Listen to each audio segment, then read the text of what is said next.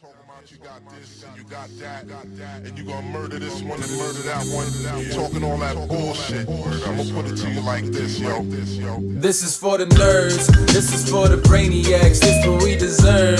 Go ahead and play it back, you ain't gonna touch me, you not gonna do nothing, you are not above me. I bet you wish you was me, I know that I know.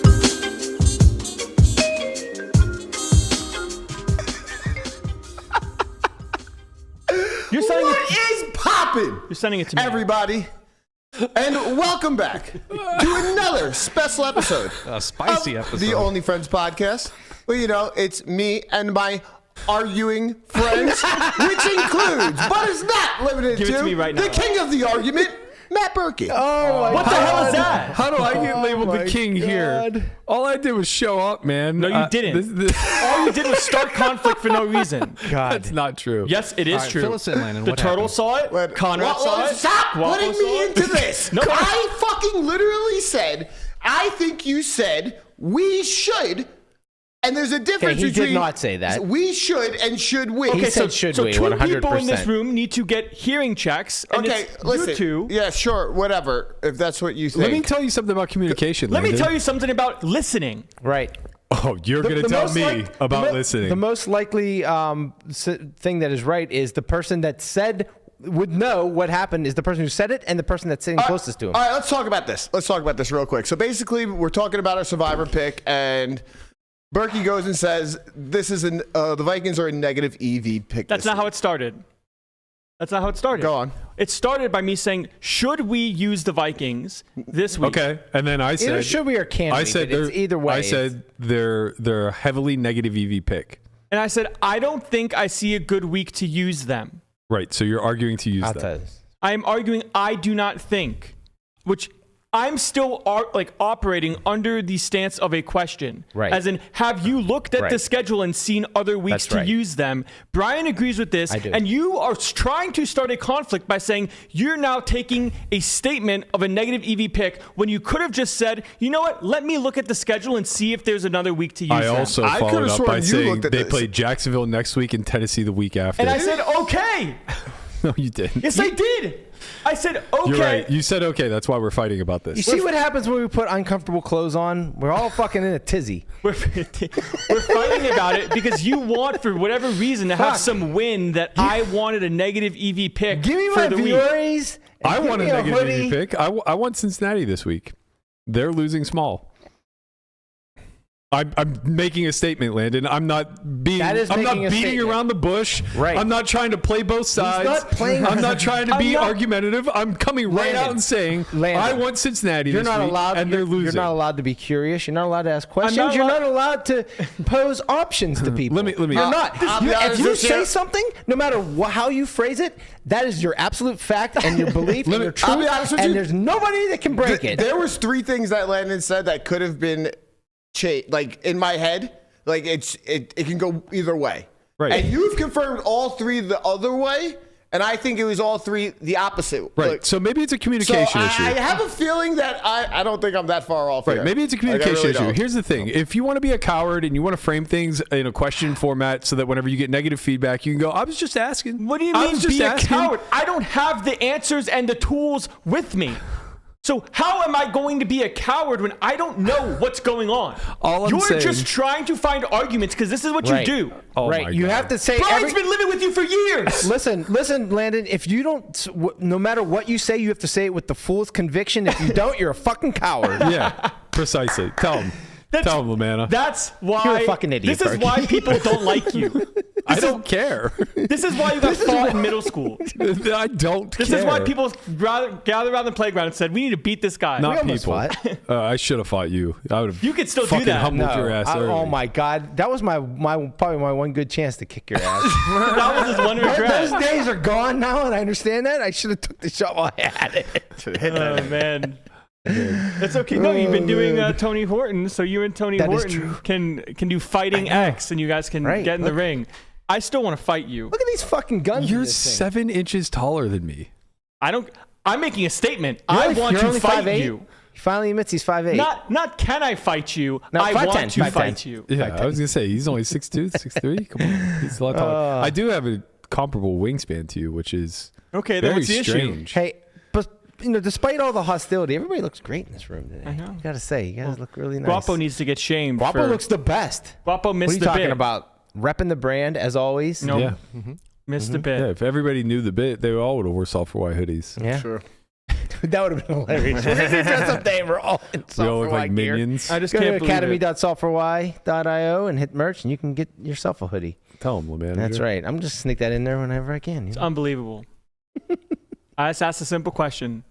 Nothing use- was simple. Can we use the Vikings? Right. I don't really see a Right. great I was time like- to use them any other way. Right. And then you turned it into. I don't. Uh-huh. Hold on. Whoa. You just said I don't see any other time to use them any other way, But right? it's back- but what you're implying is that you looked at the schedule because you said you don't see any other time. I'm sorry, audience. you- I tried to move on, So but it's just. What I'm saying, I am backing the statement off of the question as a point for the question. Right. Otherwise, why would you ask the question? Well- because what you're going to say is, I'm going to say, can we use the Vikings this week? And you're going to say, why would you like to use them? And then I would posit my statement as to why it might be a viable option. And you're turning that into, That probably you're would have saying avoided this the is whole fact. conflict, huh? Is waiting for why? Is waiting for you to ask me why? I'm trying to tell you why. Well, I wouldn't have asked in this instance. I would have just told you that they're losing a pile of money. Well, I would like to give you my reasoning as to why I'm saying what I am saying as a question. Otherwise, I'm just saying something. All right, so Just to we've come hear full it. circle, and I'll say it again. Maybe it's a communication issue. Turtle. If you find yourself consistently in these fights, I don't. I only find them with you. It's only you. It's not just me. Yes, it is just you. No, it's the whole group chat. No, it's you. Okay, You speak for the whole group chat. Is that the now. one I have that's not muted? true. Of course. Okay, cool. If you're I'll in, keep- if I'll you keep it are that in a way. group chat, then it's probably He's the muted. Lorax, and he speaks I for only the have group one chat. muted That's not out true. of the 15 that we have. That's not true. I don't. What other one do I have muted? I don't know. You but just don't get it. I don't believe you. Okay, you know what I do? I do have the Instagram one muted, but I go through there and I'm in there. Okay. But I don't want my phone just buzzing nonstop. Wait, that's, why did your that's your phone first buzz? problem. why would it not? If I get a push notification, if it's not muted, then I get a push notification. You don't have to. Well, I want to shut off all of my. I don't want to shut off all of my push notifications for Instagram. I like to know when Michelle sends me a meme. We're off the fucking rails today, guys. I just can't believe it. I'm just glad that the turtle understands. The turtle is here for you. Thank you, turtle. Turtle. Guapa, how's that conversation going? What? They're still talking. Fuck all of you. I can multitask. I'm fucking chatting with the chat. They were still talking. The camera's on them. Eat a dick. Wow. I love Wednesday. It is. Who wants to fight? It is hostile. Although I did wear my freshest stuff today, so I don't want to get any blood on them. That's all right. We have a bunch more in the back. That was good. I'll give you credit for that. That was good. Oh man, this should be a fun show. I don't really know where to go to from here. You want to talk about my parlay again? No, not at all. X, no, I'm still zero. super tilted about that. Absolutely zero. How's my ass taste, boy? Are you gonna You'll be there for a continue? week. Are you gonna continue to go risk on with same game parlays? Or are you just gonna like hammer like Steelers plus? I'm sorry, I'm not laughing at I you. know you're not. How could I'm you be? laughing at Haley. Shout out. We've had our conflicts in the past, but this is too good. She goes, "Why does Landon look like Ralphie's bully in the movie A Christmas Story?" I don't know that movie. I don't know that He had movie. yellow eyes. I swear. I need an image. That's fucking got you, I got funny. It's so spot on, man. It's so spot on. Is that a question or a statement from Haley? That's a statement. Even though she said why at the beginning, that is absolutely a statement. She's absolutely saying She's you saying look you like look Ralphie's like- bully. but she's You asking- see how this works? No, but she's asking why. Why does he look like that? Right, but That's a it's question. rhetorical. If you guys understand how to communicate, you would understand that's Right. completely rhetorical, and she just Oh, wanted me to there read he it on is. air. That's so good. That is so good. The second image is great, the like bear image. Oh man. He's a legend. Oh man, yeah, What's the context here? What is this movie? Oh my god, A Christmas Story, Landon? Yeah. You it's haven't seen A Christmas Story? unbelievable. How No, I have haven't I seen a never Christmas seen? Story. If I They did, play I it would. 24 hours a day on TNT every Christmas. If I Yeah. saw the movie, I would know who she was talking about. If I saw. This generation's fucking cooked, man. I How know. have they never seen A Christmas? I mean, don't get me wrong. Is that a it's rhetorical question too? by far? Yes, it is. By far, it's my least favorite Christmas movie. It's like Your not even least close. Yeah, favorite? it's not even close. I'm sure you could find one that's worse. Oh man, I don't know. I think I'd rather watch what was that Tim Allen movie? Santa Claus? Yeah, I think it was just called Santa Claus. Yeah. Yeah. I'd rather watch all 5 of those. Wow. I saw The Nightmare Before Christmas for the first time a couple weeks ago. Okay. There you go. So like you Jack Tim Burton? Skellington. Prepping for Halloween or for Christmas? Halloween. Kind of both. It A is. little bit of both. It is kind of Yeah. both. Mm-hmm. We went to the Nightmare on Christmas Disney display. I didn't like, realize it was like a musical. 6 years ago. It's like a, Yeah. I mean, it's very musical. There's a lot of songs going on. Mm-hmm. Yeah. I don't like movies like that. A lot That's of why songs. I don't like Disney movies. Too many songs. Speaking of holidays, have you guys ever gone to a haunted house? Yeah. I used to work at one. I- real haunted had house or I like? had the worst experience at a haunted house. I've never been to a haunted house before. I can sort of watch scary movies, but they actually do scare me. Took a first date out to a haunted house because I was like, oh, this will be a cool spot. to, That's like- bold. You're like, oh, Dude, I was scared out of my mind. We started the haunted house thing standing next to each other. Halfway through, I was holding her in front of me because I didn't want stuff jumping Jesus out at Christ. me. I was so scared. Anyways, that sounds down bad. Was there a I used- second date? No. there was no second. Yeah, I didn't think so. I used to work at a haunted house on Long Island when I was like 14 or something like that. They paid us $20 an hour. Okay, that's And pretty good back then. my favorite place to be was under this bridge in the middle of the woods where I could just lay down and just hit the fucking top of it. And I would literally just hang out laying down all night long. Just fucking. I thought you were fucking gonna people scare up. them with your same game parlays. Don't get me started. Commander scoring 30 points and winning the game by at least 7. Like, oh my god. It almost happened. No, it didn't.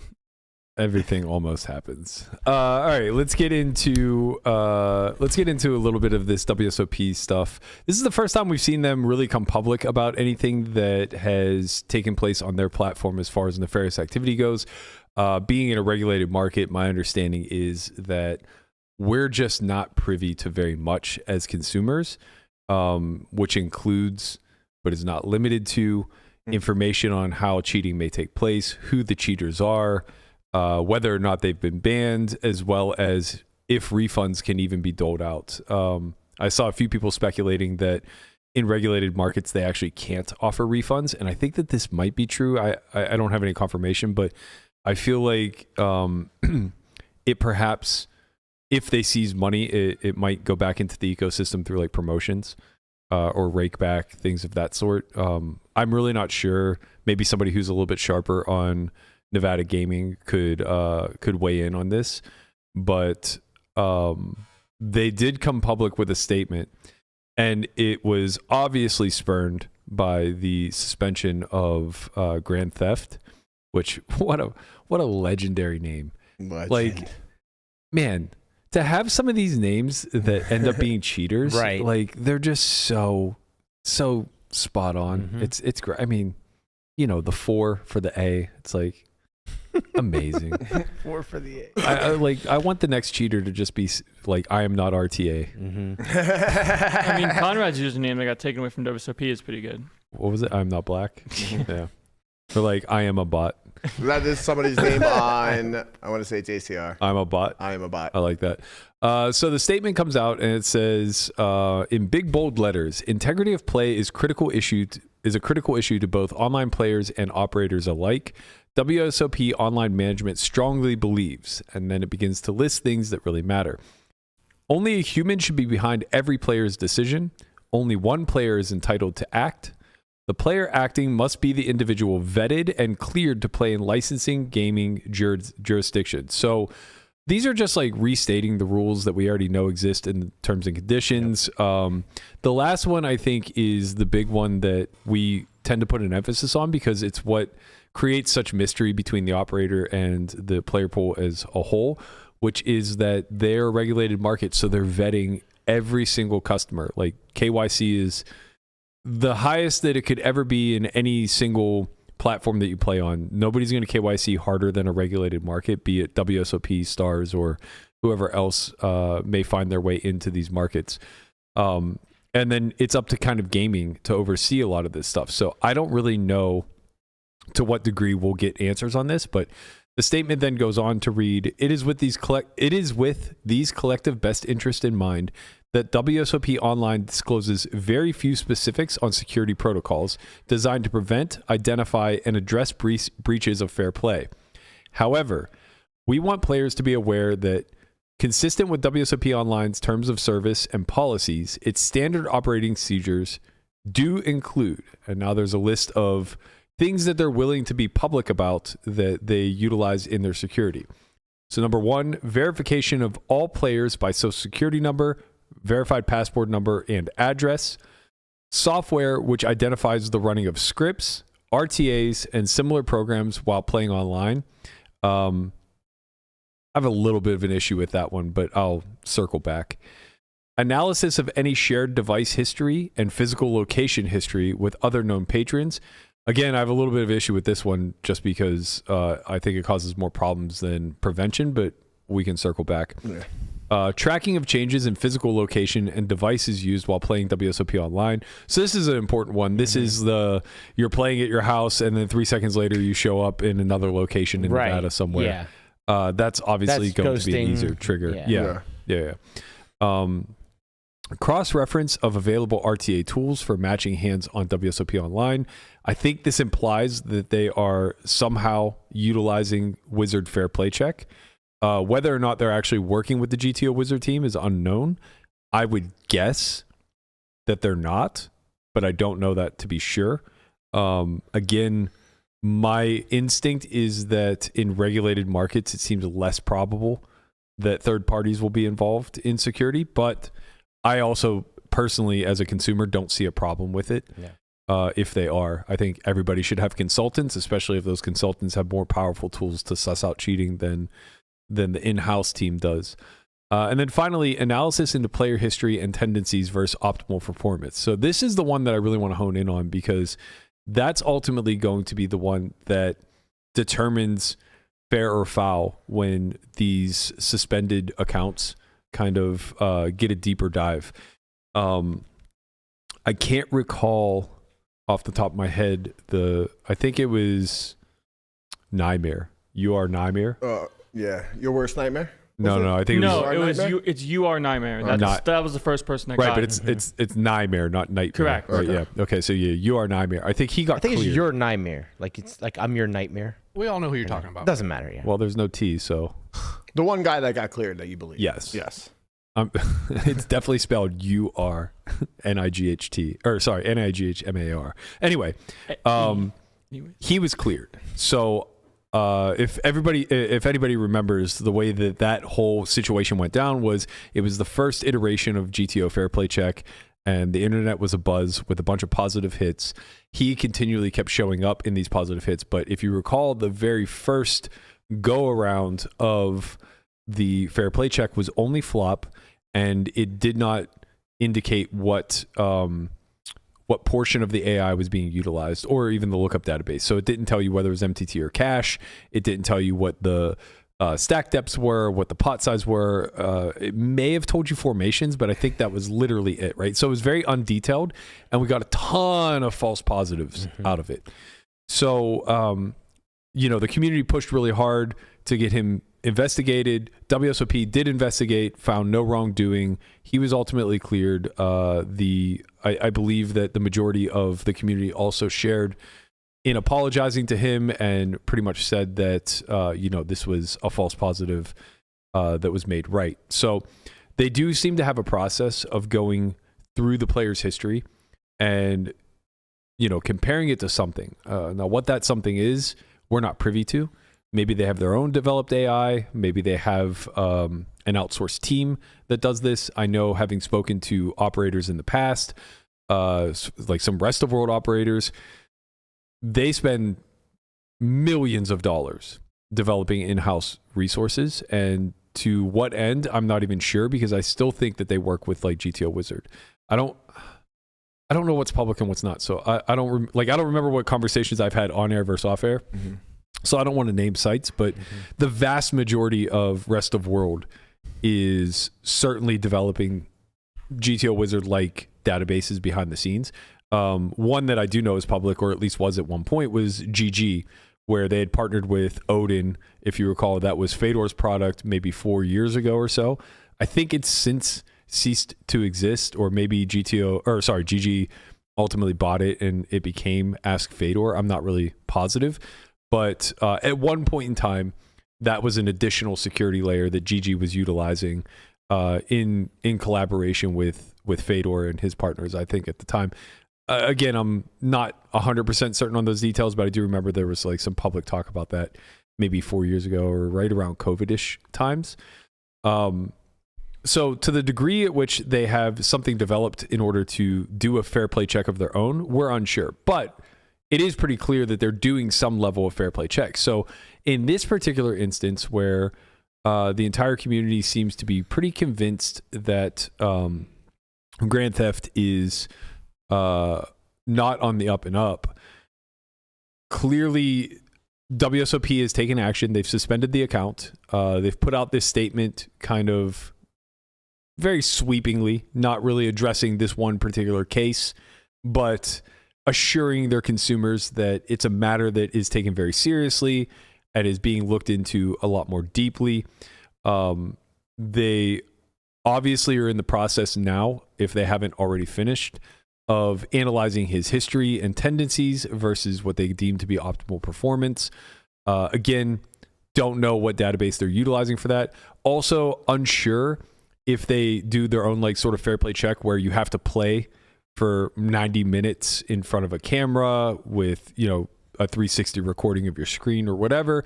But that's another way that I know it might have been the Fedor Cruz case where he failed that fair play check.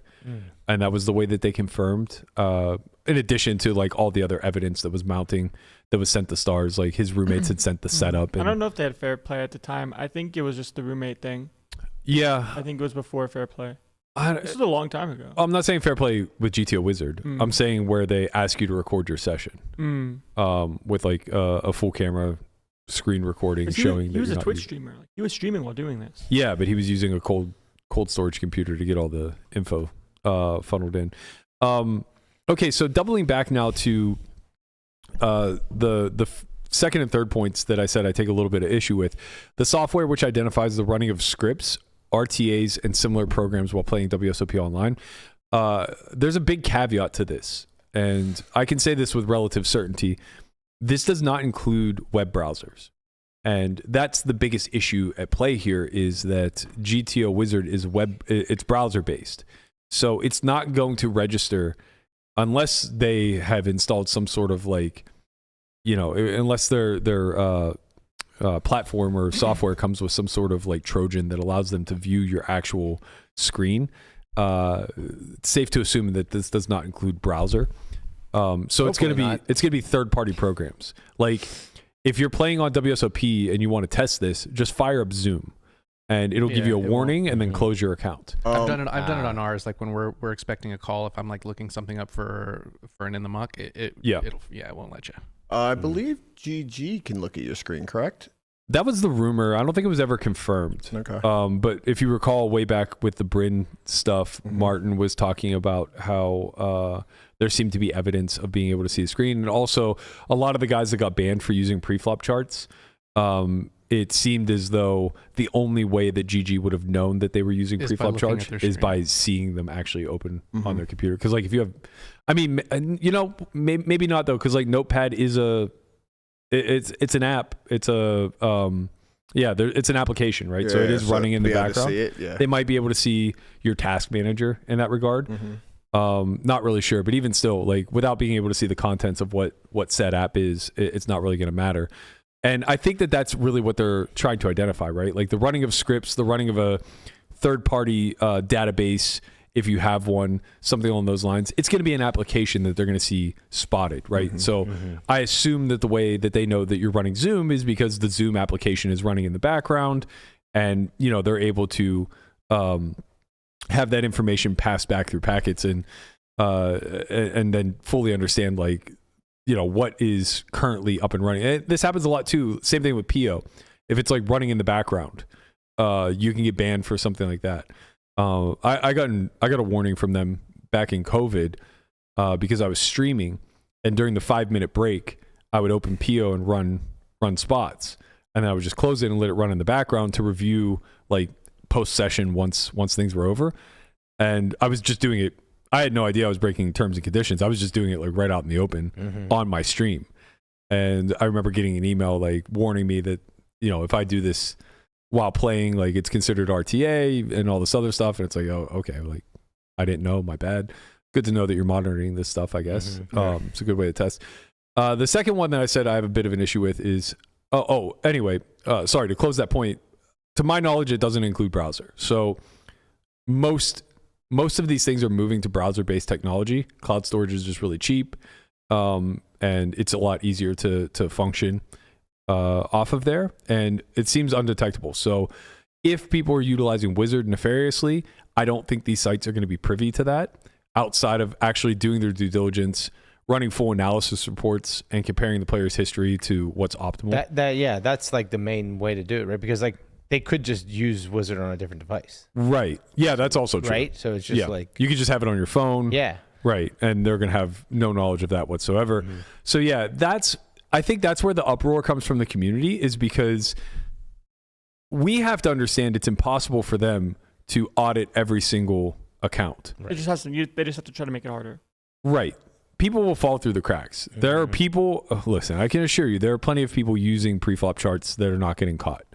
There are plenty of people that are, sneaking through a real-time hand on Wizard There's and a not lot of getting ways caught. to go about doing that. Right. But there aren't, one thing I do want to be clear about is it's not super efficient.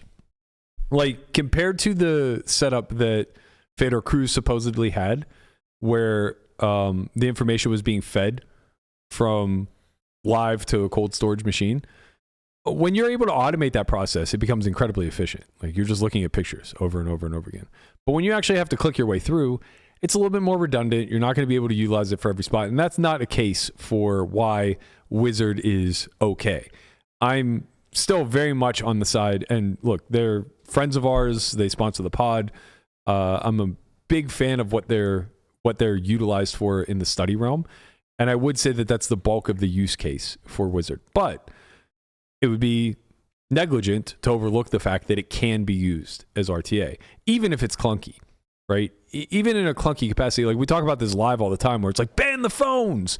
These guys are looking up hands mid-hand. And it's like, yeah, but like, even if you're really good at it, it takes like a minute to get, to parse through all the decisions. And if you're in a live hand at a casino and you see somebody like clicking through on their phone and they're not playing online poker, like, it doesn't take much to catch somebody. Online's a lot different though. The browser's just up in the background, especially if these guys are 1 or 2 tabling. Like those are the ones that I think we need to be the most concerned about. If somebody's 12 tabling, very unlikely they're utilizing it. Right? But the counter to that is, well, that doesn't really matter. All the money's up top anyway. So if when they're at a final table, they have it up in the background, and now they're getting information. Even if they only look up 10 spots in the entire tournament, but it happens to be the final 10 hands they play at the final table, That's a lot. it's worth way more than being able to look up 1,000 spots. Right. Additionally, when it comes to having the heads up solves, just because Heads up's tough. heads up is tough, but when Yep. you have the answers, it's not so tough. Right. Right. Gets a little bit easier. Yeah. So on that regard, like I'm still very much an advocate for finding better ways to up the security between Wizard and the sites.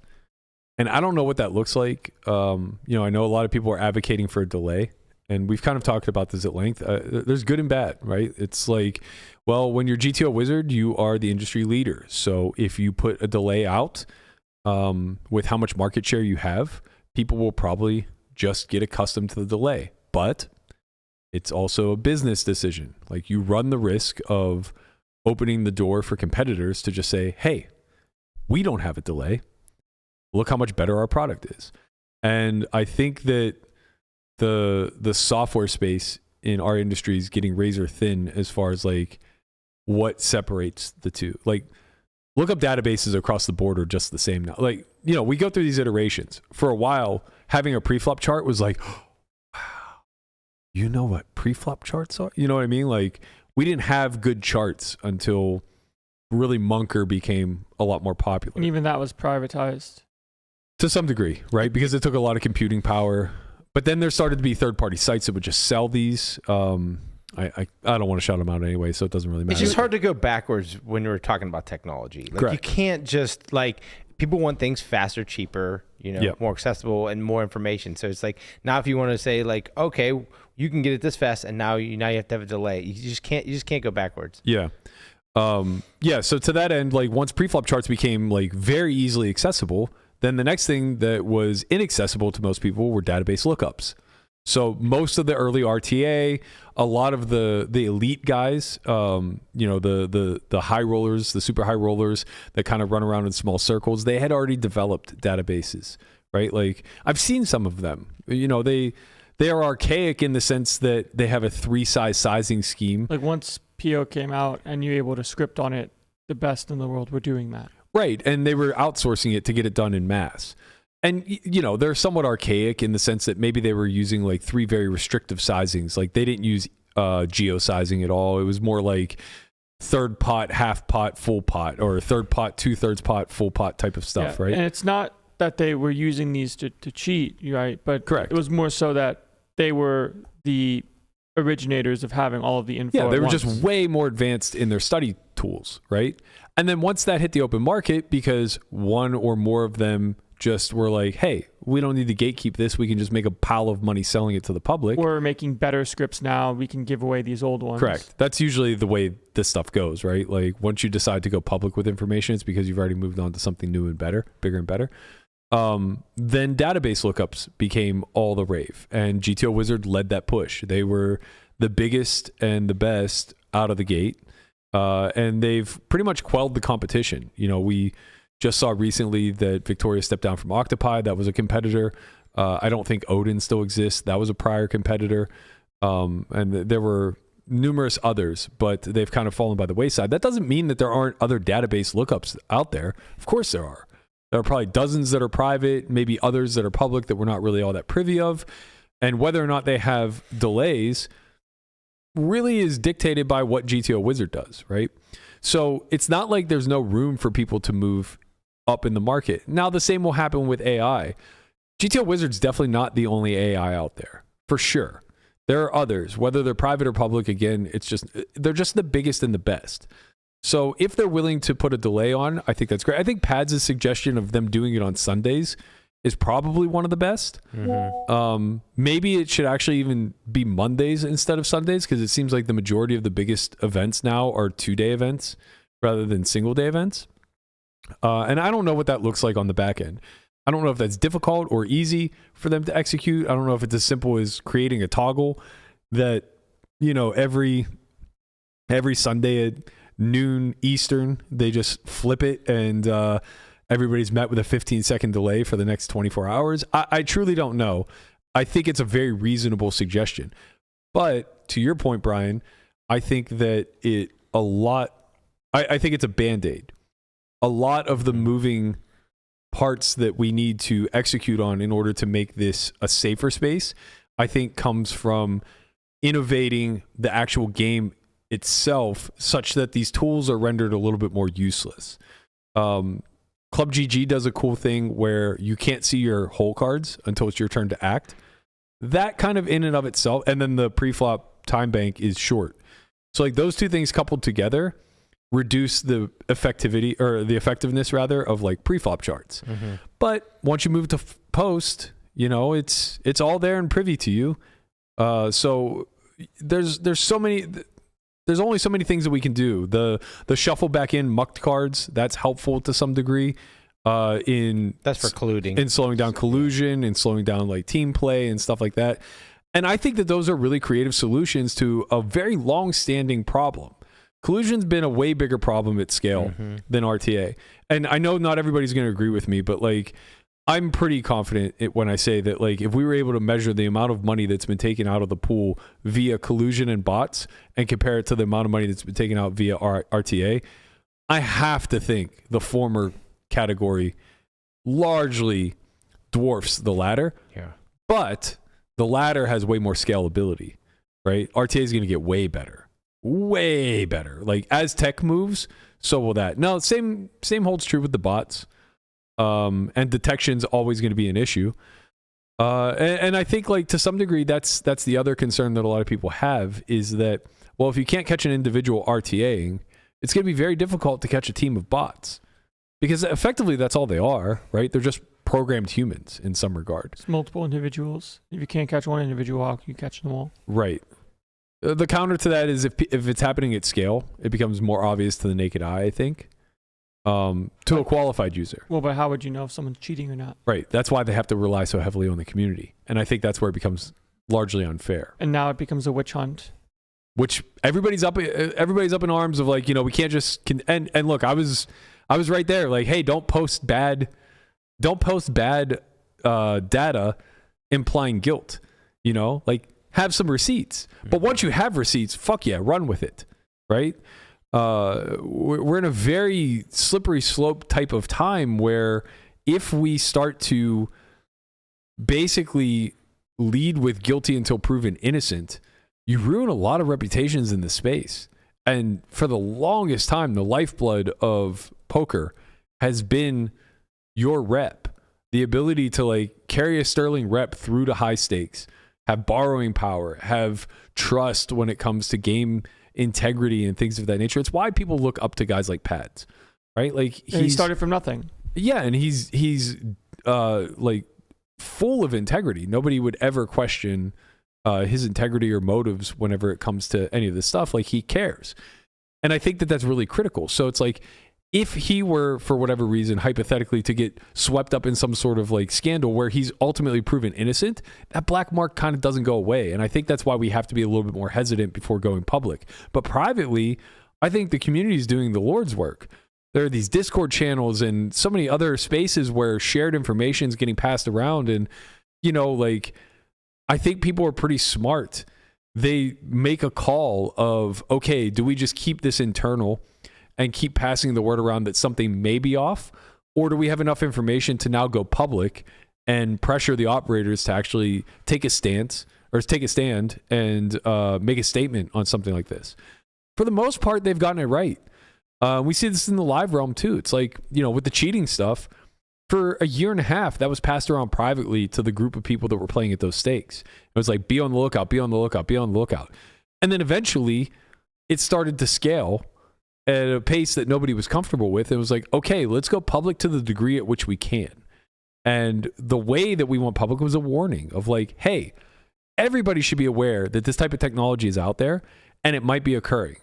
We can't necessarily out the people that we think are doing this because we don't have the smoking gun and, nobody wants to put themselves in harm's way should they be bad dudes or even if it becomes a situation where, you have like some liable case against you or something like that.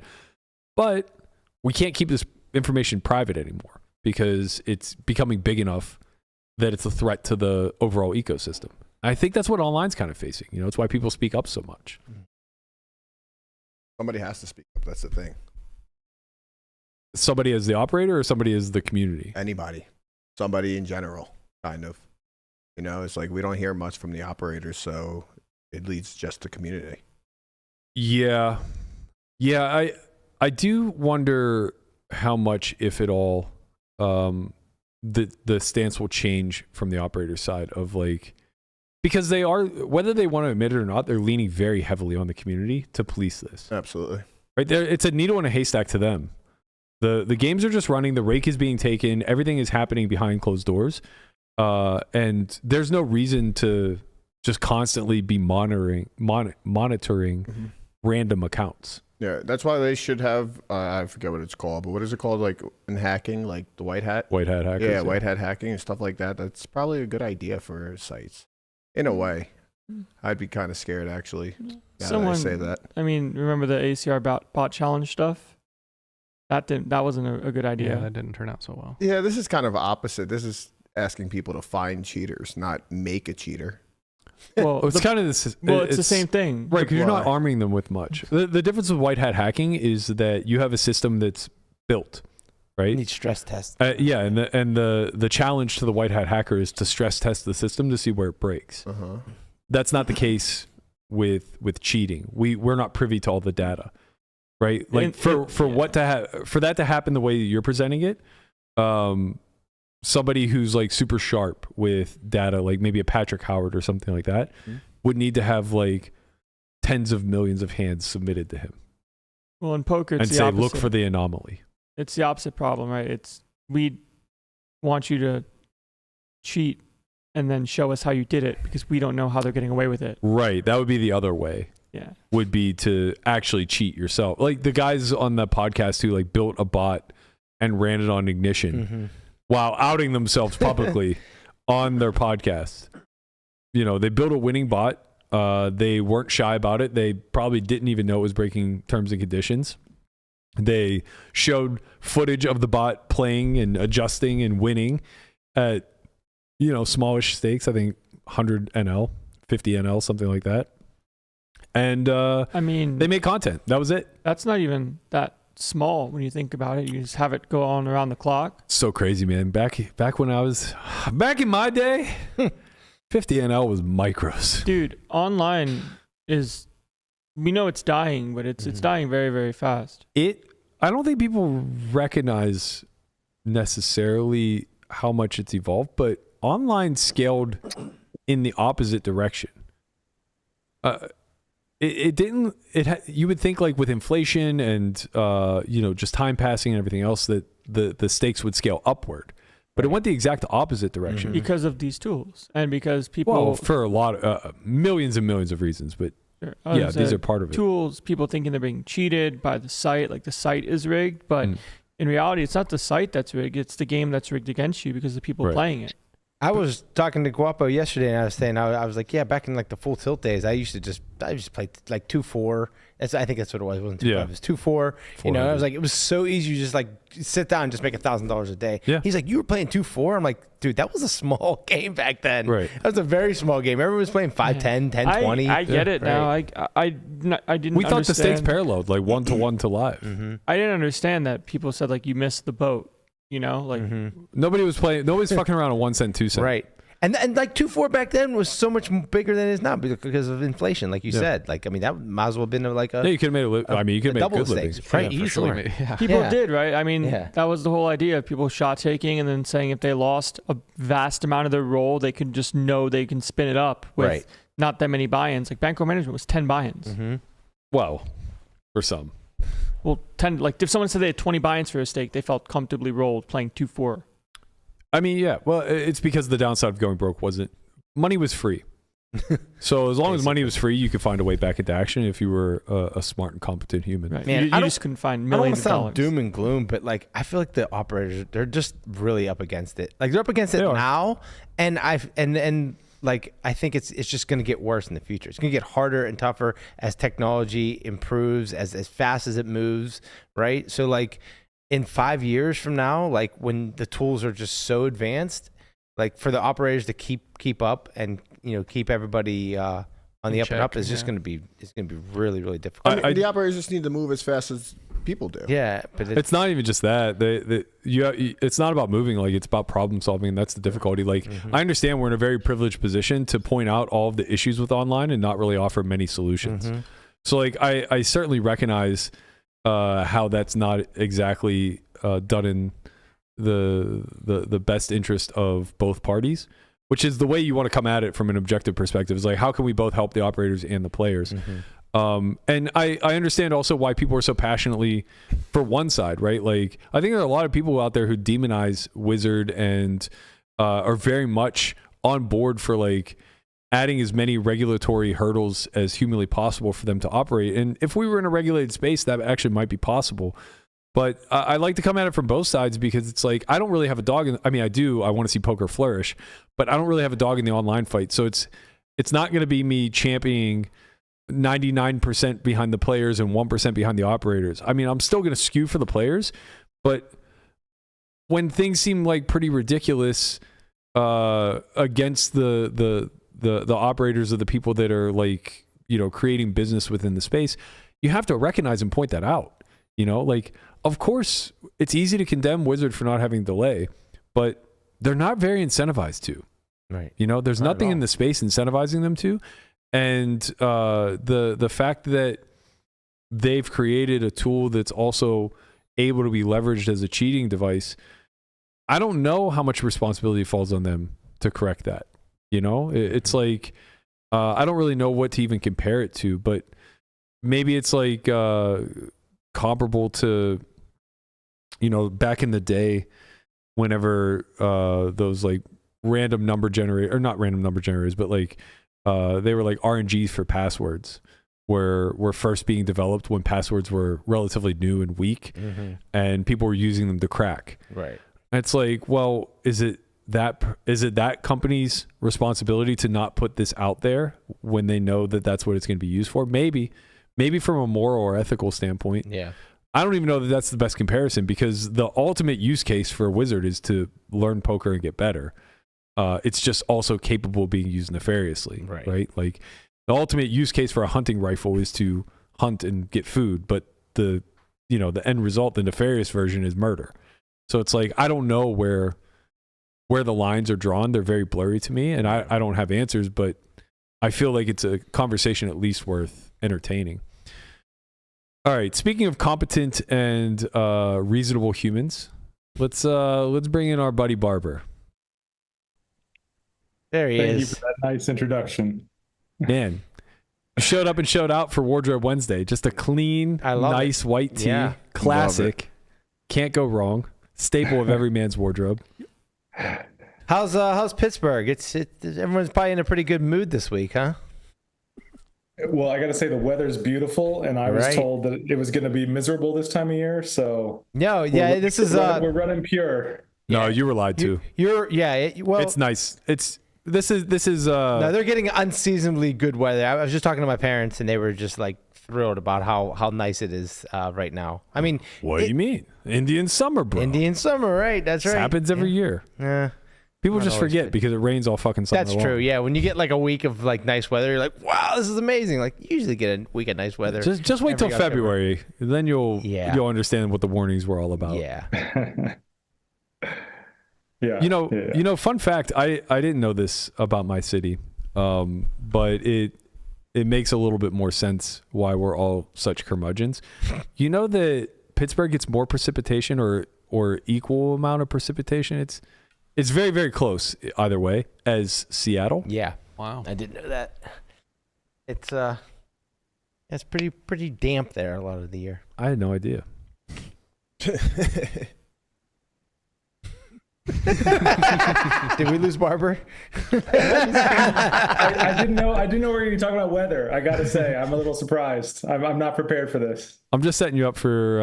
I'm trying to quell your expectations. You know, enjoy the sunshine while you have it. It's only about 125 days a year.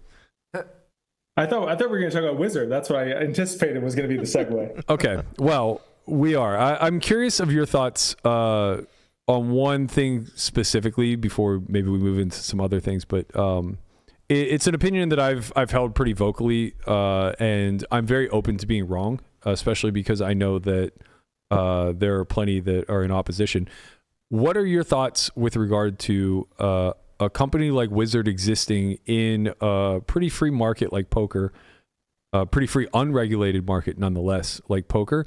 What do you feel their responsibility is when their product can both clearly be used for improvement as a player as well as nefarious activities as a cheater? I think it is incredibly naive to think that businesses are going to police themselves when they have, I mean, you said it best, like, give me the incentives and I'll tell you the equilibrium. Like, you give them bad incentives and you're going to have a bad equilibrium. Yeah. I don't fault for meeting the demand, like the market demand. This is the role of government, is to regulate markets that are, that operate in areas that, maybe are harmful to society or harmful to particular industries. And so if you're going to, I guess this is where you have to have regulation. And in the absence of regulation, this is what you can expect. And I think it's I can't believe that a group of people as cynical as poker players think that GTO Wizard is going to, police itself. Yeah. Well, I don't know if they think that. I would say that they probably are on the side of we can pressure them by being loud and outspoken to potentially do this. Yeah. Right. I mean, I don't know. I'm not like super privy to all their finances, but I've done a fair amount of market research, and my understanding is that like they have a subscription model that's just completely unrivaled in this space, and their ability to scale above and beyond because of all those resources are infinite. So as far as like things that they can do to reduce levels of cheating, I feel like they've made honest efforts with the fair play check, with the ability to team behind the scenes with operators, even if it is another profitable arm of their company. Them selling that service to operators is a failing on the operator's part, not a nefarious deed on Wizards' part in my behalf, or from my perspective. What's your opinion on that? I mean, I think they're playing it amazing. I mean, they're both getting revenue from the subscription model. They're getting revenue from the operators. I can't expect them to do anything else. It's probably what I would do if it were my business. And I don't. Do you think that's unethical? Do I think it's I don't. I just think you're not going to find too many examples of businesses that are deciding to do things that are bad for their bottom line out of pure altruism. I mean, that's just not how economics works, unfortunately. Right. I mean, to some degree, like the fair play check is, I don't want to say it's fully altruistic. Nothing really is, but they didn't have to giving it away. I mean, well, the fair play check they are. Oh, really? I thought they were charging. They're charging to then audit security on the back end. So if like, an operator comes to them and says, hey, we have 100 fair play hits, would like to compare to like or to the information that your site pulls, then they charge for that. But I feel like that's reasonable. Nobody gives away their email list for free. And it's kind of the same thing, right? It's privileged information they're pulling from customers. Sure. I mean, I'm just curious I've always thought that in this cat and mouse game that the users of tools and the providers of tools were always going to be a step ahead. And I think that's largely been the case so far. Right. That's why I said, if anything, it's a failing of the operators, right? The fact that they need this third party to do this audit means that they're not able to, generate it in-house. And that just seems like, providing a service to a potential need, which it's kind of the backbone of economics, right? Supply and demand. Yeah, but they also, look at the incentive structure. I have not seen... To date, I have not seen an operator that has lost business or lost substantial business because they haven't investigated this stuff sufficiently. Yes, that's another very valid point, and probably one that, in my opinion, ultimately leads to the demise of online poker. Or maybe the opposite. Maybe it's just what allows it to continue to flourish. But I assume at some point you run out of naive customers. And that's really what it is, right? Like everybody turning a blind eye. This is getting rid of like 3-2 blackjack or something, or adding like a double or triple zero. Like people are there's going to be some fraction of the market that's willing to take like way the worst of it. Mm-hmm. But I think you're going to lose people in the middle. I mean, I got to say, I'm doom and gloom on this. I just don't know if online poker has a future like 5 years from now. That was what I was saying. I was thinking it's just going to get harder and harder for the operators, and it's like if they can't get it together right now, like what's it going to look like? You said half a decade or more. It is weird because like tournament prize pools and stuff are still pretty good on Sundays. Yeah, the irony though is a lot of the bloated prize pools are coming with a bloated buy-in. So it's weird because high stakes is kind of flourishing more than it ever had in the past. We didn't have 5K tournaments to play on Sundays. Like Stars, 5K Titans, or GG. 5K That shit didn't Bounties. exist. That stuff did not exist. And now they just the run 1K like Tuesday was the big one, right? Yeah, we played a 1K on Tuesdays. That was it. Yep. There wasn't even a 1K on Sundays. The big event was like 215, and then Full Tilt ran a 165 re-entry, or 320 re-entry. Once a month they do the big one was the $500. Like once a month they would do that. It still feels like, at least to me, in the way that the schedules look for MTT, like online MTT guys, is Tuesdays are feasible, Sundays are really good, and then everything else in between is kind of like a study day, unless there's like a series going on. You know, like it's different, I guess, for American poker and like rest of world. But it's also different depending upon the ABI that you play. Like what you're pointing to are the days where there's availability to buy-ins above 215. But like Monday through Friday, Monday through Saturday, whatever, if you're playing an ABI of like $15, you're getting down plenty of action. Yep. You're just doing it for small prize pools. Yeah, which is kind of variance curbing, you know, because it's there's the nature fields. of playing small stakes, right? Yeah. Just pump the volume. Yeah. Sundays are still very good days to play tournament poker. Yeah, but I don't think that'll change in 5 years. Well, I think that's the point Andrew's trying to make, and that we're kind of doubling down on, is that eventually the consumer gets smart enough to know when when the odds are stacked against. Like there's going to be some fraction of people that are just like, oh, I can never win in this game, but I'm going to continue to play. But that number has to continually get lower and lower, I think. I guess I still think that you could still have a decent amount of money if you're playing reasonable stakes online, like ABI 215 plus, and are doing it either through a CFP model or working with people or being backed or whatever. You could still find ways to play on select days. That's not what's being questioned, though. You just what's being questioned is will the pools be sustained as people realize that they aren't winning, right? Win rates will drop the more nefarious activity exists. They'll pool to the top, and the top will either be the most skilled or the biggest cheaters. And that's been the case for decades, by the way. It's just the scale will continually shrink, and you're already starting to see that. That's why Monday through Friday doesn't exist outside of like Tuesdays or whatever, right? Yeah. Because the pool is continually condensing upon itself. The bottom end of that skill group is going to shrink. Correct. Sure. Yeah. But I guess what I'm going with that is with the prize pools and the way things are, like I don't think the Sundays are going to change too much in the next 5 years. There's still a lot of action you can have and things along those lines, but that doesn't mean you should try to play online poker professionally either, and only try to play on Sundays. Well, that's a whole different conversation. But we did that last week. I don't need that right now. I'm not trying to tie it back to that, but I would bet against your statement just on the sheer confidence that technology is going to keep advancing in the next 5 years. In the sense of prize pools decrease by a large amount? Yeah, like if I'm betting a predictive, if I'm speculating in a predictive market, I'm going to bet on the information that I think is most reliable, which is that technology is going to keep advancing.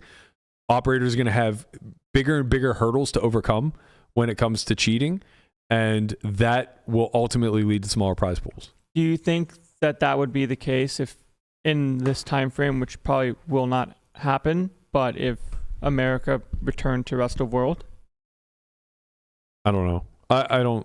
I have less faith, I think, in the regulated market having anything to do with this stuff. I think all it does is take away transparency. Like, we have access to Phil Nagy. We have access to Michael Kim, even if it's through back channels.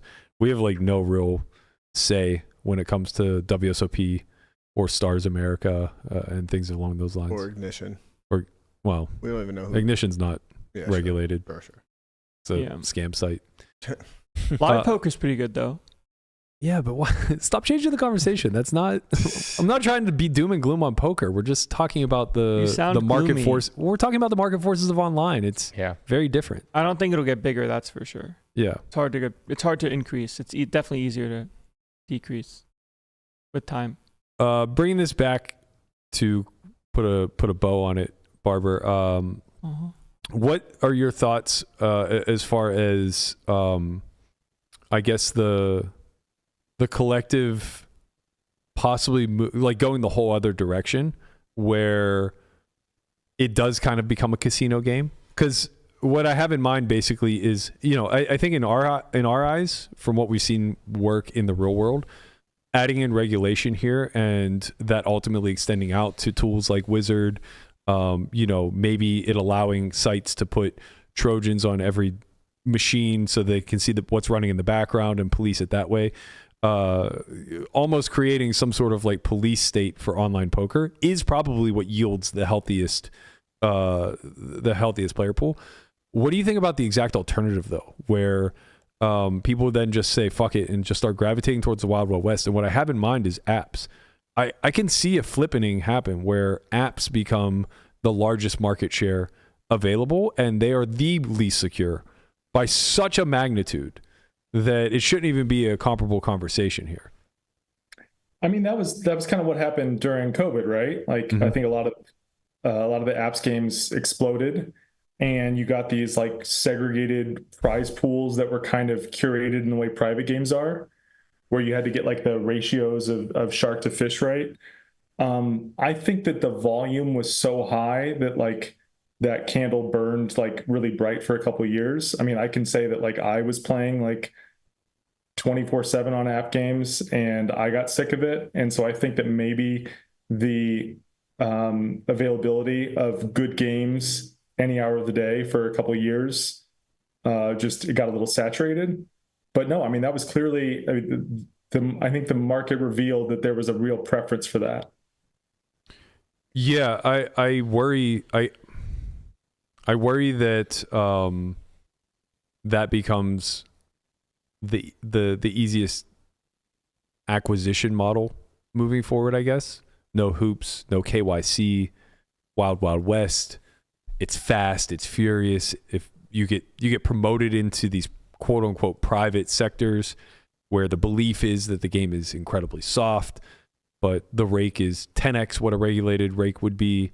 The cheating. The vig is high. There's the counterparty risk stuff that always breaks like private games in the long run. Because it was all credit based as far as I'm aware. Yeah, it was. Yeah, honestly, I'm kind of like speaking out loud because I haven't put a ton of thought. But maybe what happens is that is ultimately the Death Star, right? Like the final blow, where more and more regulation comes into online poker. They're still not necessarily able to solve all of the issues that are plaguing it. Everybody starts to move into apps, and then within an 18-month period, the bottom falls out because of all these things that we're speaking to: cheating, counterparty risk, the inability to beat the rake at any fair rate. Even dumb people, or let me rephrase, even dumb money either goes broke or figures it out before long, right? At some point, I mean, I've seen systems that are just like propped up by 90% fun money that does not give a shit, where after no real amount of time, a couple months, maybe a few hundred hours in that system, they start having demands.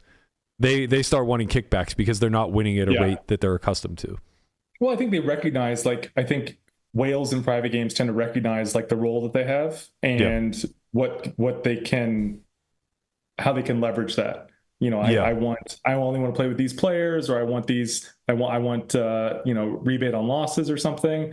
And then I think to this point about learning, I think this is what made the World Series so great for so long, was this opportunity to play with people who were playing so infrequently that I think that learning wasn't happening as fast as it does with cash or someone who's playing tournaments, a consistent schedule.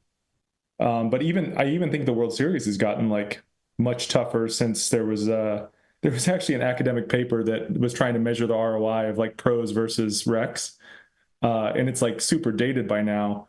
But I mean, the ROIs, 15 years ago weren't as substantial as you might think that they were when averaged over the player pool. And I have to think that they've dropped a bunch since. Yeah. I think at the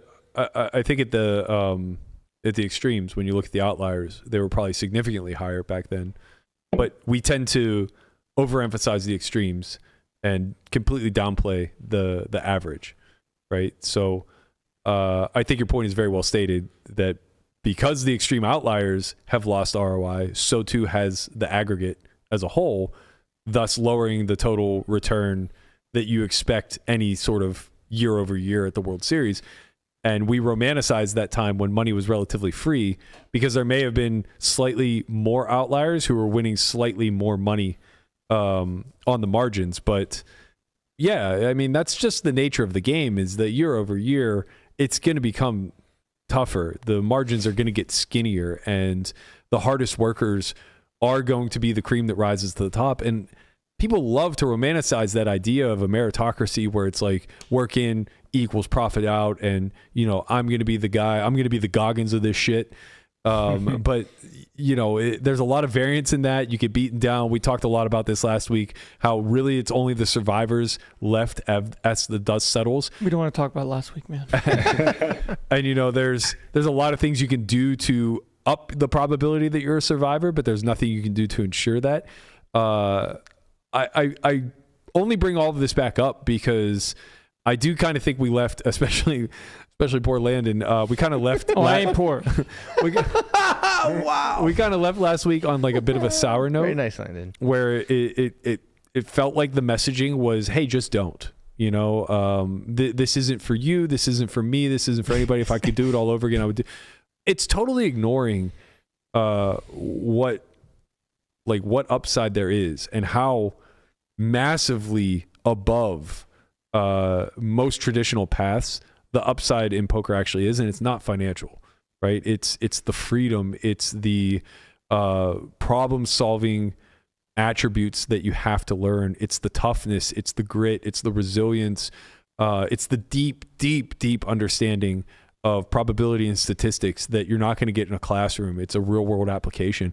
All of these things culminate into creating an adult that I think this is where your point kind of comes back into play, that person on the other side, the survivor that's made it 10 years, has accrued some level of wealth, some resilience after being tested for the better part of a decade. That person is equipped to do just about anything that they are interested in enough to learn at a deep level. And I saw in the comments a lot of pushback of like, Barber's full of shit. Poker players aren't good at anything but sleeping in, smoking weed, getting fat, and bitching and moaning they're not making enough money. And albeit there's a large subset of people that's true of, but I think what's being ignored is that group of survivors. And to strive and desire to want to be one of the survivors, I think is a really great thing. I totally agree, and I think that you can find you can find examples that are going to suit your narrative. If your narrative is that poker players are lazy and weed smoking and irresponsible, yeah, you can find examples of that. However, I mean, I have looked for counterexamples, and you can find tons of people that transition from poker into other vocations, other pursuits, and have had tons of success. But I mean, I agree with you. It's not guaranteed, but there is the ability. You could liken it to like basic training or something, or majoring in like something really hard, like math or physics. It is training that doesn't guarantee success, but it probably massively increases the likelihood of it. Yeah. And even if like it's not success in the traditional sense of how you would define it, like financial success or something along those lines, I think that there are a lot of like very small ways that it builds a person's character in a way that life may not necessarily be able to test you the same way. Like, look, life will test you. That's why I think these skills are so fucking important. But I see it in everyday life. I have friends and family that, the car breaks down on the way to an important meeting, and these two events coinciding with one another to them is like life altering. The world stops. And I think a big reason for that, why the emotional response occurs, is because there's no part of their brain that just says, well, I own a vehicle and vehicles break X percent of the time. And that X percent increases week over week, month over month, year over year. So my expectation is that I should be investing so many dollars per year into owning a vehicle. And like that will include blowing a tire, whatever sort of maintenance issues may come up. And so when it actually happens in the real world example, you just say, fuck, well, it sucks that today's the day, but, we could anticipate this. Same thing with like the body breaking down. It's like, there's no part of me that thinks I'll never see a doctor or a hospital in my entire life. Of course I will. I just hope that it's few and far in between, and I try to do as much as I possibly can to maintain myself so that that's reduced. I think poker stress tests this stuff so regularly that you start to rewire the way that you think. And that, I think, is applicable in so many different real world examples. And I constantly double back to the Liberatus AI bot, or not AI, but machine learning bot that Carnegie Mellon developed to play heads up poker. They licensed that to the government for war games. That's not an accident. The parallels are there. And I think that poker is war. Kind of, but more so that it's like a sandbox for problem solving. Just messing around. No, I know, but you're not wrong. Like, it's just such a sandbox for problem solving, and I think that's why, though a lot of people will lose their way, perhaps in this path, I think a lot of people will find themselves also in the process as hokey and sometimes you must lose your way to find yourself. Right? Yeah. Matt Berkey, 2024. Yeah, it's not the end all. It's not the end all. It's a means to an end, and I think it's an opportunity to learn some skills. I mean, it's hard to. I feel like I'm constantly doing PR for poker because there's a stigma associated with it, and it is manifested in like various stages of my life. Certainly in academia, like that was one of the biggest struggles, was trying to convince my professors that I was not some degenerate. I mean, a lot of them did not understand that poker was not merely a game of chance. But putting that aside, I think one of the best things to come from playing poker, especially tournament poker, is that every tournament poker player will die 1,000 deaths. Right. And if you think about it, the average person is just not that accustomed to failure.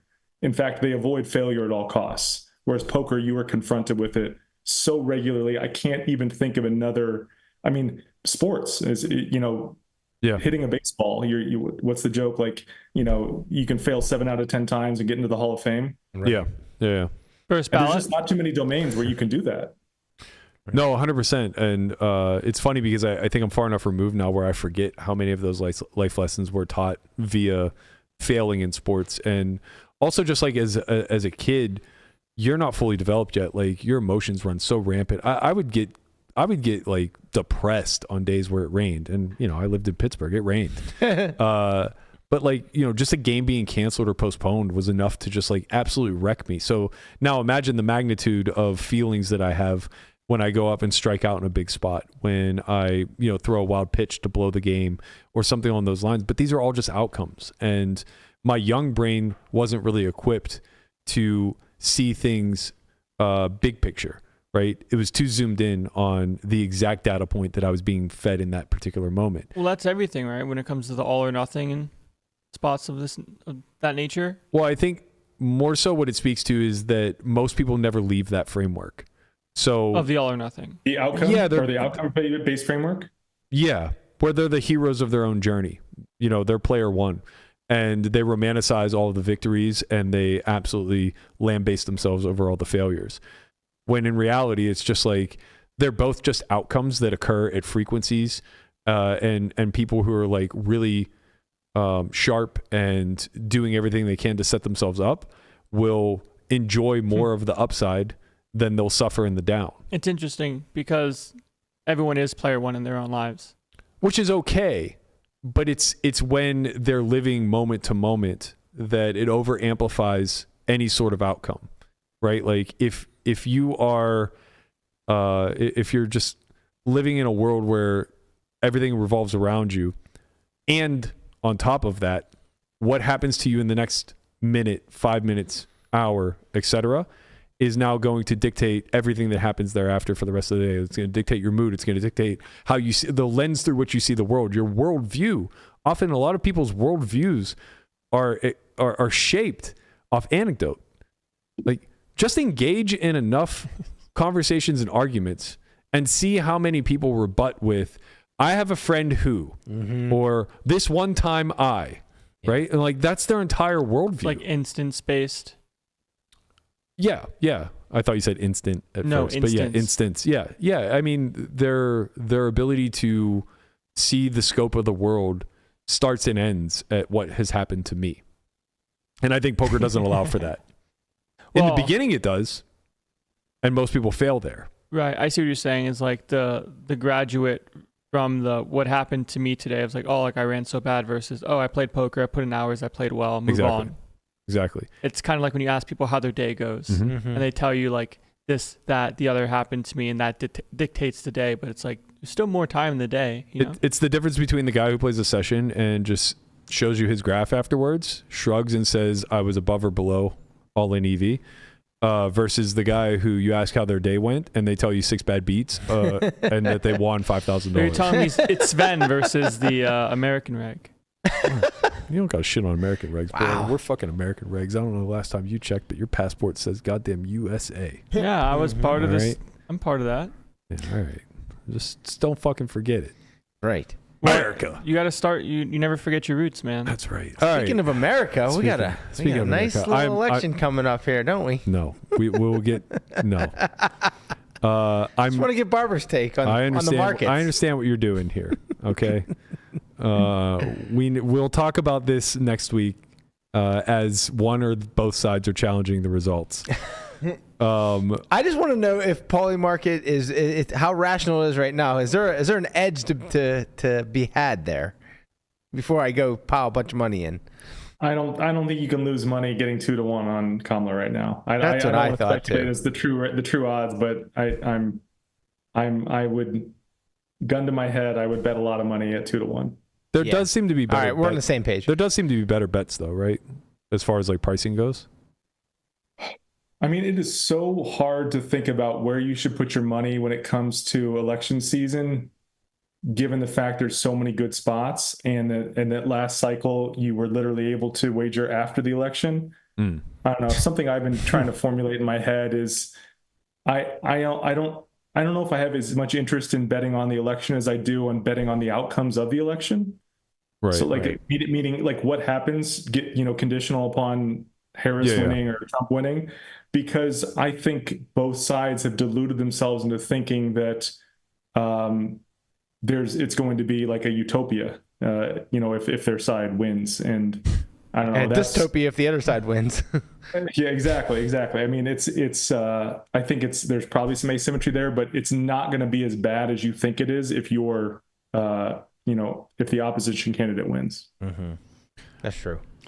It just seems like some of these lines are, I don't know if inflated is the right word. I guess wrong is just the right word when it comes to picking who wins what states.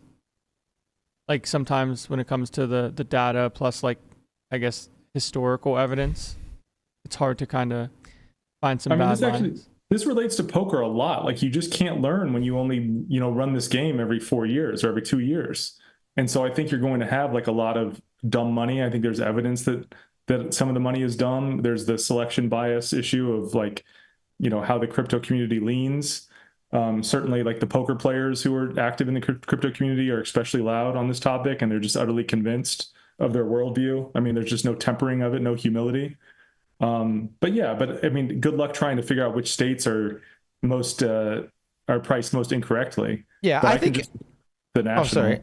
Yeah, I was gonna say, like, I know Landon was talking about like Florida, like, and it was priced at like 90 cents or something, like for Trump, and just like he can't lose Florida, right? Like he's just never gonna lose Florida, and so it's just a free, 10 cents, but like, but nothing's ever free, and nothing can ever happen until it does, and that's like, especially in like elections, you look at like, like.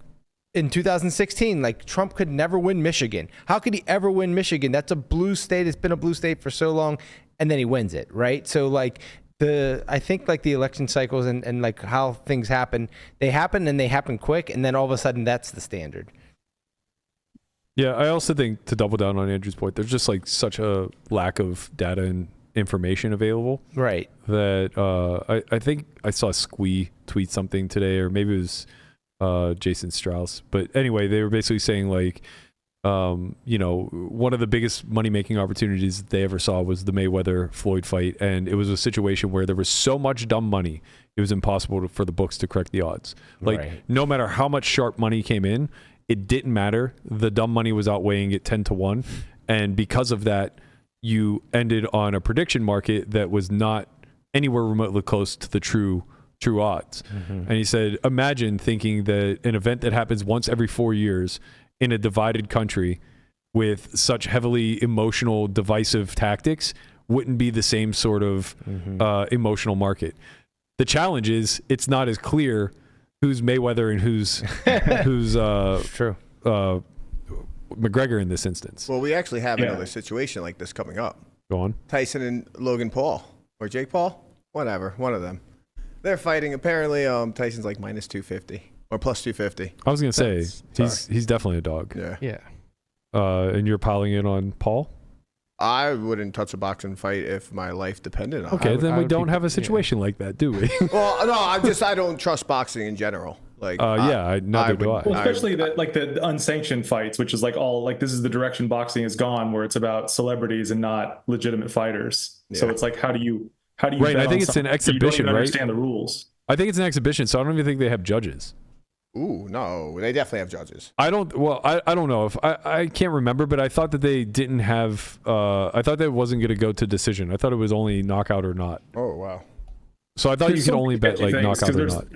You could correctly assume. I think you could reasonably assume that like there's money being transferred, behind closed doors. Sure. To make the fight go a certain amount of time. I mean, there's just nothing to trust, and there's no reason that it has to be on the up and up.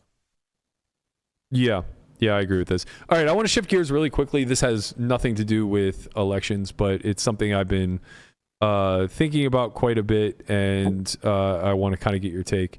Is Nickelback and Creed officially classic rock? I mean, have we? Yeah, unfortunately, Berkey. I have a very hard stance on this. By the way, what do you mean? Unfortunately? Well, look at it this way: if you went to go insure your car, you get 20 years. If it's 20 years old, 25. I think it's 20. Whatever. You get the classic insurance, okay. Right? Yeah. Same with music. 20 years, classic. No. Are you mad because you're old? Buddy. Basically. You think Jules Santana is classic rap? Not yet, but in 4 years it will be. Oh, fuck. Okay, good. No, classic rock band. Yes, thank you, AI. Good. All right. We still have some time, Burke. No, there's no time. It will never be classic rock. Can you give me examples of classic rock? Yes, Yeah. Led Zeppelin. 70s. The Doors. Basically the 70s, The Doors, right? yeah, The 60s Aerosmith? and 70s. Aerosmith qualifies. They were 70s into 80s. Yeah. The classic rock is an era. Right. And it will forever be pristine. Is just like the blues rock? Was an era.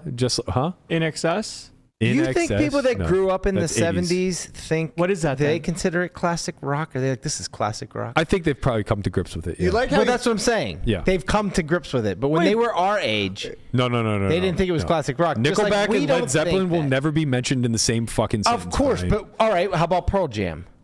I don't. Right? think How about Nirvana? No. There's something else. They're grunge rock. They'll always be grunge rock. There's no category without them. What's the difference between grunge and classic? What about Radiohead? That flannel right? is the difference. No, but what's the difference besides your attitude? That flannel. Yeah. That's the difference. What does that mean? Len, don't you love the fact that he just he proposed the question, right? But he had such a hard argument about how it's not classical rock. It wasn't a fucking question. He had a full argument. He was waiting for someone to say. No, yes. You stepped on it. No, you were waiting. No. Go on. I asked what In Excess was. I actually was posing a question to Barber. You stepped all over it. And then it circled back to me to give my response. We still haven't heard from Andrew. Yes. Who's the only one qualified because he's the only one who's my age outside of Brian. What do you think, Barber? I mean, I think it's a good question. I mean, I'm not sure if I don't have the conviction that Berkey has, but I mean, it's a question of whether is it a time period, is it an era, or is it a genre? Wikipedia thinks it's late 60s to mid 90s for what it's worth. Well, that's a stretch. Wikipedia. Come on. Mid 90s. But that implies, well, by them saying mid 90s, that implies that it's late 60s and then beyond, right? Because mid-90s would be the tail end of what would be 25 years ago. But does this also mean that the classical era expands as years go on? That's what I'm saying. Wikipedia is implying. I want to keep giving you like Tears for Fears. What are they? Tears for Fears is like... That's an 80s band? Yeah, but they sang Shout. Shout. No. Shout. Okay, what are they? Let it all out. Don't sing. What is it? These are the days we can do without. So what are they? Come on. So what are they? What is this from? I'm talking to you. Come on. This is from my dad's car when I was 8. This is like a TV show. I have a hard time qualifying them as rock at all, but if they are, they will never fit the classical genre. What else would they be? Other than rock? I don't know, man. There's just like this weird 80s pocket, like Hall & Oates. So it's pocket rock. So pocket rock. Oh, no. Okay. It's like soft rock. Soft rock is... Yacht rock. Yacht rock? Yacht rock. Oh, yeah, yacht rock. Absolutely. That's but that's yacht not rock classic for sure. rock. No. Like, what's Depeche Mode? I think British pop. New Age, pop rock. right? Yeah, Like New 80s? Age maybe. Yeah. Was New Age is a good, that's a They good call it- qualifier. What's the difference between classic rock and alternative rock? just And grunge rock? What are the differences alternative and grunge overlap a lot. Yeah. Grunge was the first movement. Grunge was like a grunge- movement that happened in Seattle, and everybody dressed in like flannels like that, and they looked a little grungy, so they called it grunge rock. Maybe even like long greasy hair, and they might have been like the first wave of popularizing it, but like even maybe slightly before them, like the very late 80s, the Brit wave that came over, I think that led to grunge rock. I feel like that probably had a lot to do with it. Maybe. I don't know. feel I think like- grunge rock. No, you're right. originated in You're Seattle. right. It's Yeah. like Pearl Jam and all those guys, but I'm Right. saying like the evolution was like coming out of the 80s of like the Where you had like Bush or something, like a band like that. No. Bush was 90s. I feel like Yeah, classic is like kind of the earliest form, and these bands are not the earliest form. Like you think about classical music, right? You Sure. think about Yeah. way, way, way back when. Like now it's like contemporary pieces or whatever. Well, like, whatever, but nobody's putting anyone from today in the same category as Bach. that's what I'm saying. Right. It's a moment frozen in time. Exactly. So Yes. by my default, it can't That's be amazing. considered classic. Like the classic Agreed. car would be like 1960s. Agreed. And 1990s cars just be like... No, you can't go to cars because Conrad's right. Any He car is? that's over 25 years old is considered a classic. So you can have some beater, dusty It's just ass, considered that way. 89 Nova hatchback, Okay. Buy and insurance. get a classic So plate. what's the difference between classic and vintage? Nothing. I don't know. Their attitude? Yeah, I mean they're just, these things aren't that formal. I know vintage in clothing is anything over 20 years. Right. There's no classic clothing though. Right. So Right. it's kind of the same. There's People just nothing- want to come up with random things to put them in little boxes. Yeah, we like labels. People like neat Nickelback things. is a good band. Nickelback's fine. You like Nickelback. Yeah, they're part of a very particular dad rock era that I'm currently reliving, and God, do I love every second. I of it. saw Classic your rock, dad Instagram rock. post was great.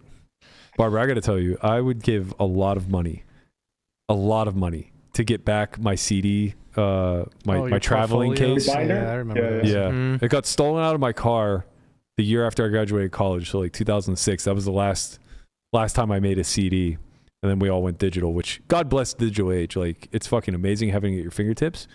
But just like scrolling through YouTube yesterday, looking for like the divorced dad rock and the grunge from the 90s and alt rock. There's so many bands and songs I forgot about. Mhm. Did you have a little Hootie in there, Matt? I love Hootie. Only want to be with you. I mean, I think that I don't romanticize the past as much because I'm so thankful for all the technological advances. Like, Yeah, typical I remember Californian. my first CD burner, and I remember like borrowing every person's CDs so I could rip them. Yeah, And it was a waste of time. And Yeah. I'm so glad I don't have to do that anymore. man. Wait till you have kids and they grow up yinzers. They'll yearn for the past like you've never seen. They yearn for the mind. do. Donnie Iris is still floating around downtown, going down to Pants and that. That's right. Shredding the fucking guitar. We're a nostalgic group. Yeah. Well, we're still clinging to that 70s steel curtain. Yeah. What do you Back consider when the your Pirates outfit? used to be good and win World Series. My outfit's fresh as fuck. Yeah, but like, what? How Clean. do you This define is clean. it? It's not classic. This is not classic. This is clean. No, this isn't classic. This is, I don't know what this is. We can talk about that. in a Brown. minute. All right, Barber, let's get you out of here. Appreciate your take as always. I have some bullets in the chamber that we didn't even get to today, so hopefully we'll see you again next week. I don't know how they got bumped for fucking music, man. It was a time thing. I had the music thing that was going to be 7 minutes, or I had another conversation that would go 30. So this was respecting your time as well as the audience's. To a place where blind men. You going to be free next week for post-election? Yeah, I mean, I'm currently scheduled to do the Market Mania with Mike Hahn and Richie and Glance. Nice. Okay. All right. That's gonna be a disaster. I mean, it's really there's a couple Trumpers in that. Yeah, of course. It's a lose-lose either way. We don't need you on Wednesday. We just need you post Tuesday. All right. I'll be in touch. Thank you as always. Appreciate you, Barber. Later. Thank you. Thanks, Andrew. See you guys. All right, let's wrap on this Wardrobe Wednesday. I put a tweet out and I said today's day one or week one, I guess, of Wardrobe Wednesday. Wait, I have to come up with a wardrobe every week? Every Wednesday. Oh, Jesus Christ. This is all I got. Jesus H. Christ. Yeah. Oh, you wait. I'm going to throw in Fit Check Friday, too, before you know it. Get you guys dressing fucking right. I didn't change anything. This is just how I dress. I know. I understand. But I think the attempt, I said I follow a guy. His name's Derek Guy. And all he tweets about is menswear. So he basically, puts out like the fit of the day and shit like that. Okay, I'll copy him. The goal is to get him on here. We want him to rate the fits. Okay. So somebody clip this, get it out to my guy. Let's get him involved. We're out here putting in work. Get him involved. Matt, do you mind if I kick us off? No, please go ahead, Guapo. All right. This first look comes from myself, Señor El Guapo. Oh, shit. Wow, the camo. Right. So Can't even see your legs. Where are they? When you guys go to vote, I just want you to keep all of these points in your mind. I call this look the semi-pro. Okay. The overall theme here is comfort, versatility. You will see that there has been some Pittsburgh influence in this with the black and gold. Good choice. Let's start off with the pants. These are the Nike track pants, of course, with Can't even see them. A camouflage print of black and gray. So just in case it hits the fan, I'm already dressed for war. Where do we go from here? Let's see. Oops, sorry. Oh, hello. Sorry. Oh, hold on a second. I was going to say, before we move on to... there we go. That's the one we want. We've got so much more to go. That's the one we want. All right, so of course we have the Solve for Why hoodie. Yeah. Arguably the nicest stuff for poker players. That bulb. What's that? That bulb. Really, it's a thinker. It's very nice. Yeah. It's very nice. Oh man, I can only put 4. You see, it's a bulb and a Y, Guapo. That's why it's the power stance there. Sorry, Guap. I can only put 4 people on the ball.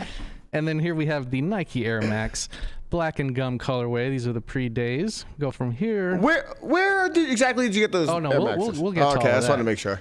We have 2 accessories. We have my hat and my watch. This hat, of course, is brought to you by Triton Poker. Shout out to Triton Poker. And the new iWatch. And I will have you know, as Conrad mentioned, I put this entire outfit together for less than the price of a takeout pizza, ladies and gentlemen. So shout out to the Goodwill thrift store. You want to? You look great, Guapo. By the way, I want to throw that out there. You really are. It's giving Limps Kings. It's giving Limps Kings at a meetup game. Right. Yeah, I could see that. That's funny. It's giving waiting in the weeds. Right, yeah. Just ready to pounce. It's giving lurker. All right, next up on the chopping block will be Mr. Conrad Simpson. If you'd like to walk us through your ensemble, sir. Mr. Connie Good luck C. following that up. Buddy. I don't even know what I have. Yeah, we just popping straight up and down. You know what I mean? We have a little sweater on from. I actually have no idea where this is from. It doesn't matter. Jacket from H&M. I know what those are. Obviously, we're straight from New York. We only have the Timbs on. It's winter time. He's got the we're Timbs back on it. Right. I don't know what this is a picture of other than my leg. We got a little Adidas hat to match the jacket, Got a By the tiny way, smile. jacket, $28. Okay. Get Respect. shit popping. I think the shirt cost maybe 15. I got to tell 15 you, to 20. I got it on sale. Cost aside, first of all, you look great. Why, thanks, you bud. did an excellent job. I think it'll go overlooked at how well layered, not just you are with the clothing, but also with the color scheme. Wow. Little monochromatic, but like just enough of an accent here with the beige shirt Appreciate that. You know, we got some like army fatigue look going here. He and Guapo With the ready for Timbs. war. I'm so over this Gotta get bit, and I poppin'. haven't even got to me yet. Gotta get it popping, man. You guys all did a great job. When you try, I mean, you know, here we go. Who's next? All right, next up on the block, I believe, is Senor Landon Tice. Landon, would you like to walk us through your look, please? Yeah, I got this stuff about 3 weeks ago, and I've been wearing jeans these days. I am We appreciate you for aging that. myself mildly. We got the Okay. Saucony. Saucony. Saucony. I say Saucony. I think you it's say Saucony. We've I don't had know. this argument before. They got the gray with the white. We got these jeans on from Wrangler. We have this from Lee. The price tag was, in fact, on it before we left the house. That's I didn't facts. realize that. This chain is from Amazon, and I had to get some accessory going. Right. Yeah. I got the Whoop with the charger. That's not necessarily part of the outfit, but the everyday wear. But yeah, we got the gray and the white here with the gray and the white. All right, there. we are no longer explaining what we are wearing moving forward. Yeah. No. Yeah, this is brutal. This is so brutal. Guapo This is a shirt. part of the bit. Guapo, enjoy it. You Yours is gotta lean great. into it. If we're gonna do it, we're gonna do it right. Guapo, I will say, You're it's the only so person that can do brutal. it. Once again, Landon, I think you did an excellent job. Well put together outfit. Very clear. You were mindful about the undershirt, kind of like bringing out the accent colors of the overshirt. Very demure. Very demure, very mindful. We are into fall/winter season, so the layers. It is kind of very nipply important. out.